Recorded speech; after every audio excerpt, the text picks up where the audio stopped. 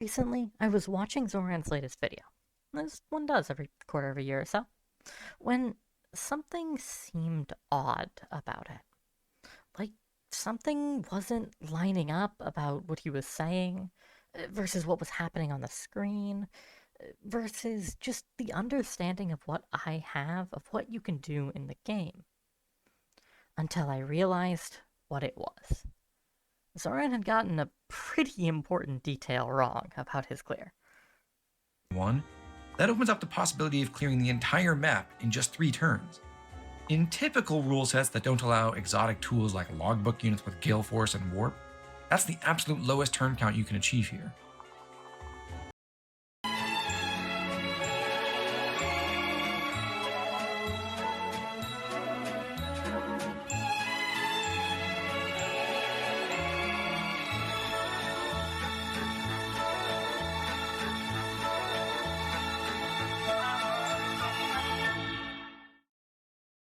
Zoran's video, he focuses a lot on how exceptional Camilla is, and how there are a lot of things that only she can do, and that's totally fair. Camilla is massively ahead of basically every other available unit in most, if not all, categories. When you fixate on the leads that she has over those other units, you can end up missing the little niches that other weaker units can have that you can leverage to let them pull out ahead of her in some ways.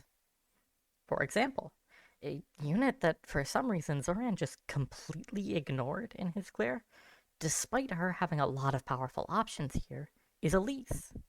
Now, Elise has a lot going for her.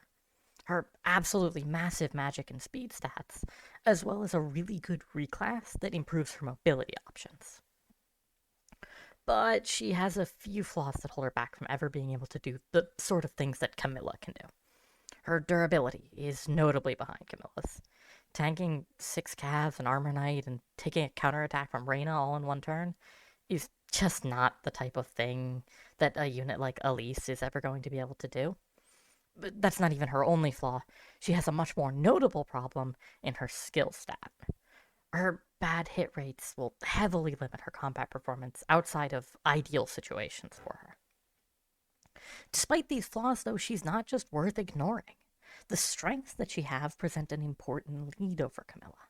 Her focus on magical combat allows her to leverage ranged weapons in more situations than Camilla is able to do without needing her magic stat pushed to its absolute total extreme.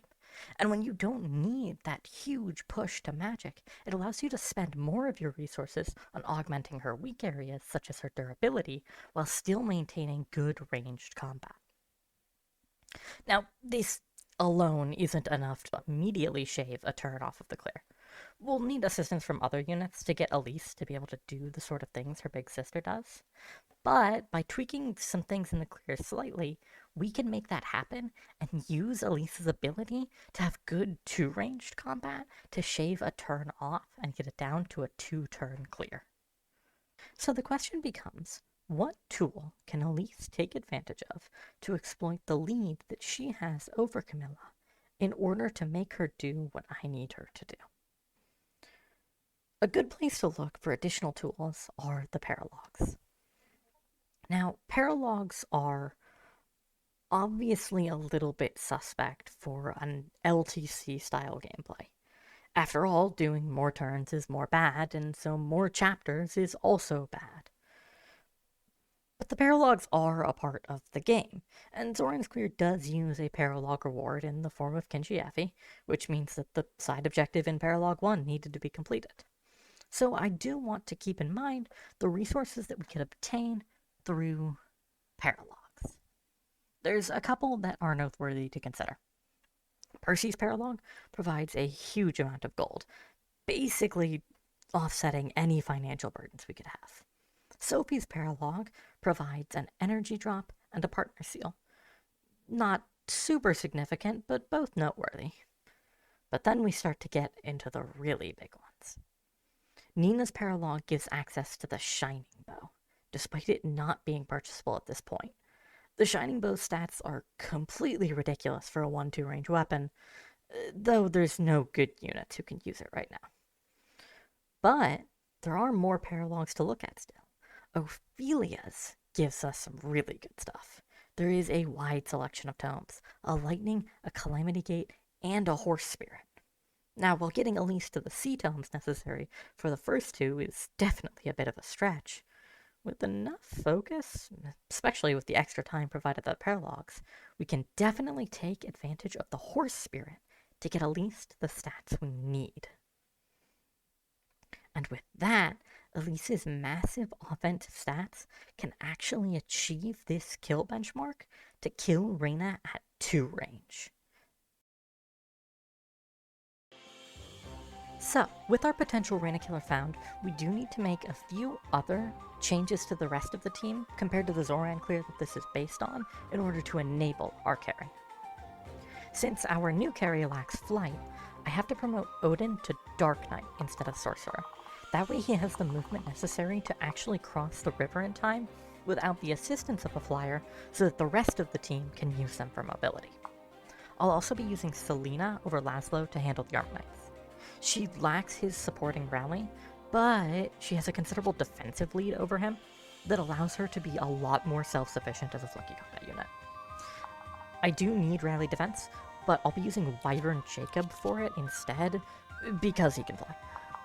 Well, it looks like I've done the typical Wyvern Jacob through Wyvern Corrin marriage thing that a lot of people do.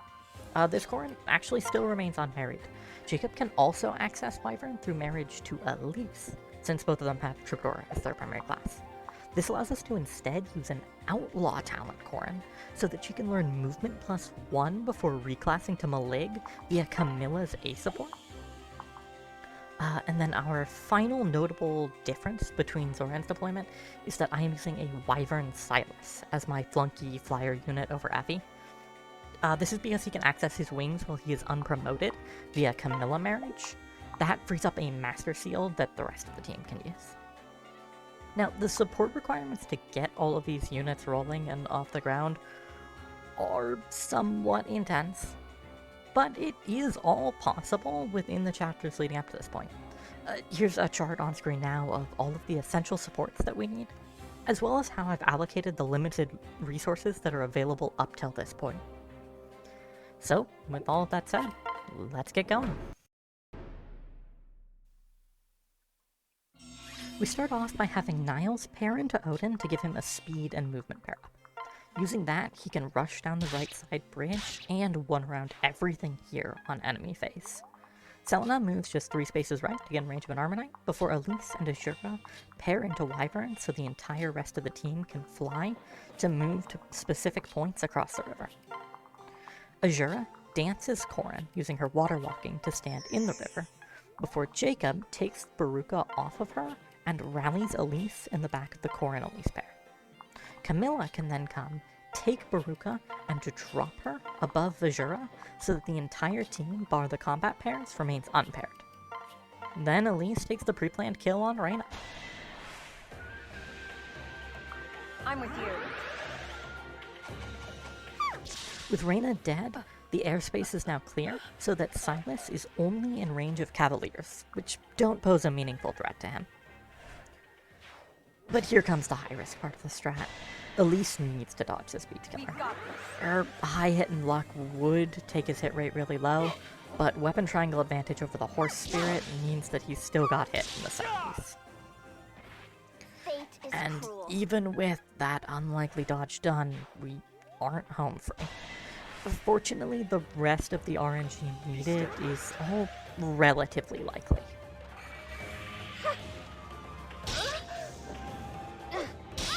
This worked too. This wasn't in the cards.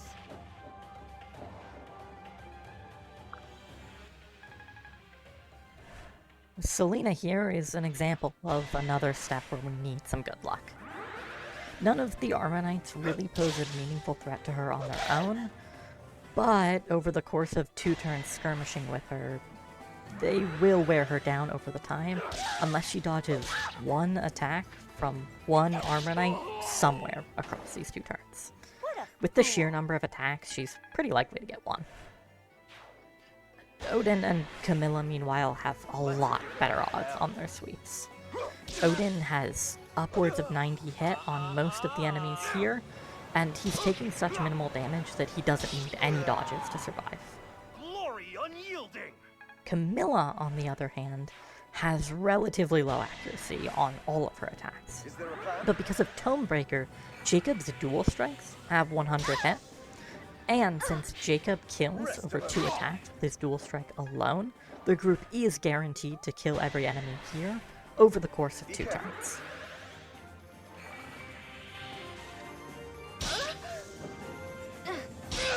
You must go! Sorry, darling.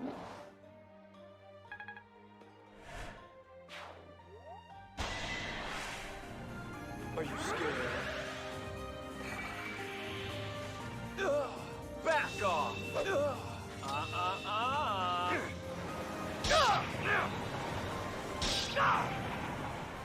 My darkness was darker than yours!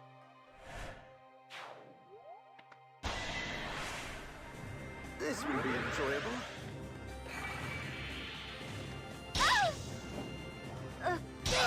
Rest a moment. You're so cute.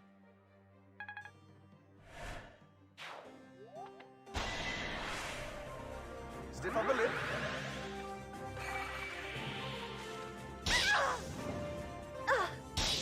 Allow me.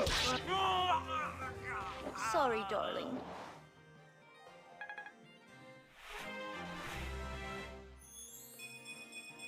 Oh.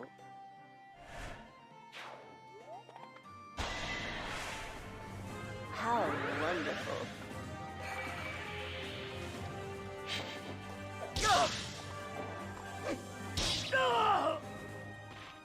I could do no less.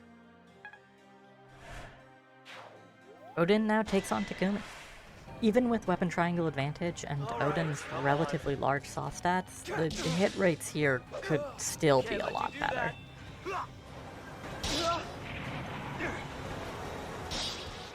Defeated by you?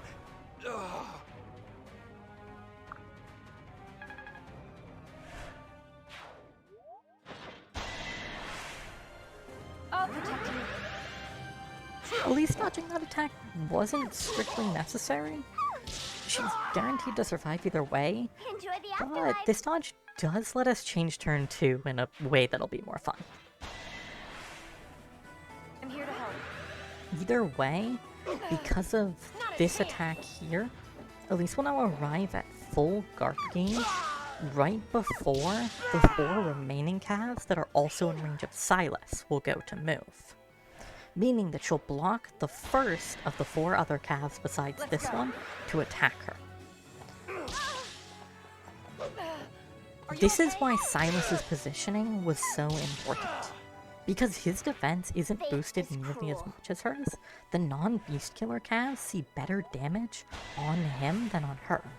Meaning that he can distract them, so that the only one that can possibly attack Elise is the beast killer, allowing her to block the beast killer every time. This guarantees her survival.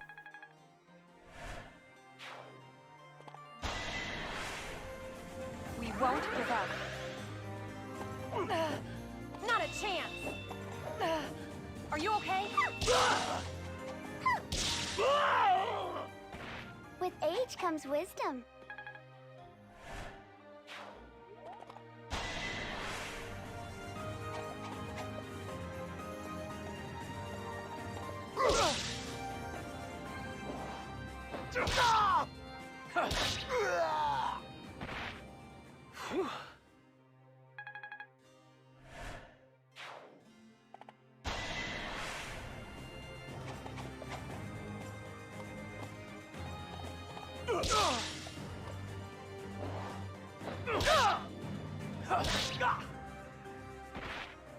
Finally!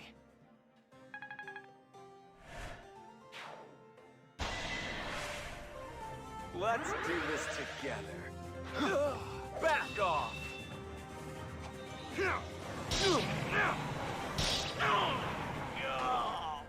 Huh.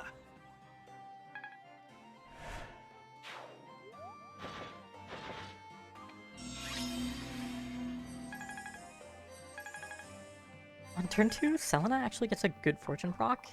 It's not the dodge that I was looking for, but it is enough to guarantee her survival against the remaining armor knights. Meanwhile, Jacob and Camilla can work together to dual strike down the remaining enemies on their side, so that they're ready to clear the last diviner on enemy phase.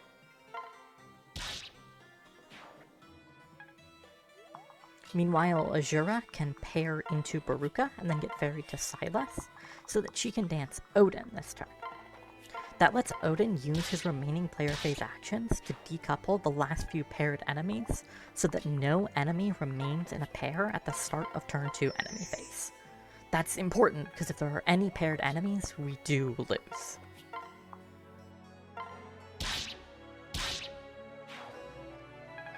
Now, if Elise hadn't dodged that Armor Knight earlier, we would need to switch to Corrin here, but because she did, we can let her be the star of the show for the final turn. Appearance. Thanks to the goddess icons and Elise's massive luck stat, Scarlet's crit against her does drop down to only 3, but she needs to hit 2 attacks with pretty shaky accuracy, so it's still a little unreliable. But after that, we're home free. Her guard gauge will now block the quick draw wyvern, which is the only enemy left that threatens anyone. Are you okay?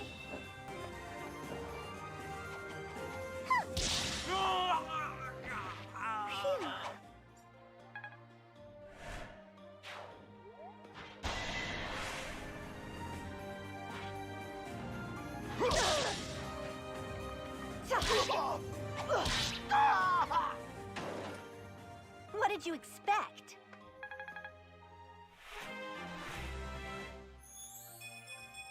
Huh?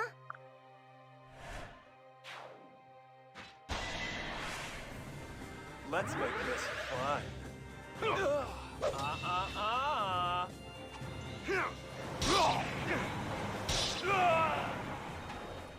Glory unyielding!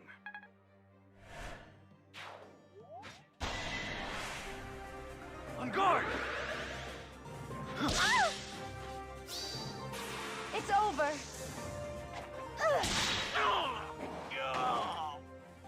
Victory is ours.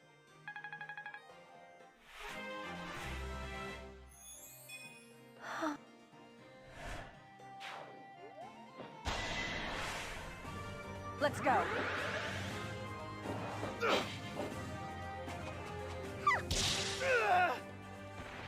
With age comes wisdom.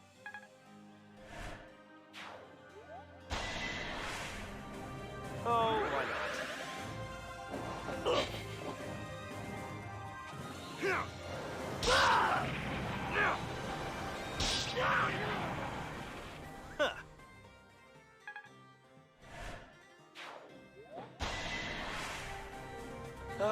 Please. Back off! Unquenchable blood flames!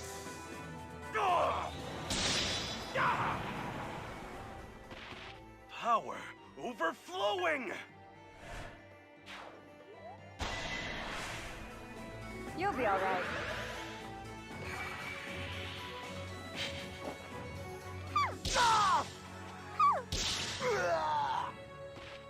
Fate is cruel.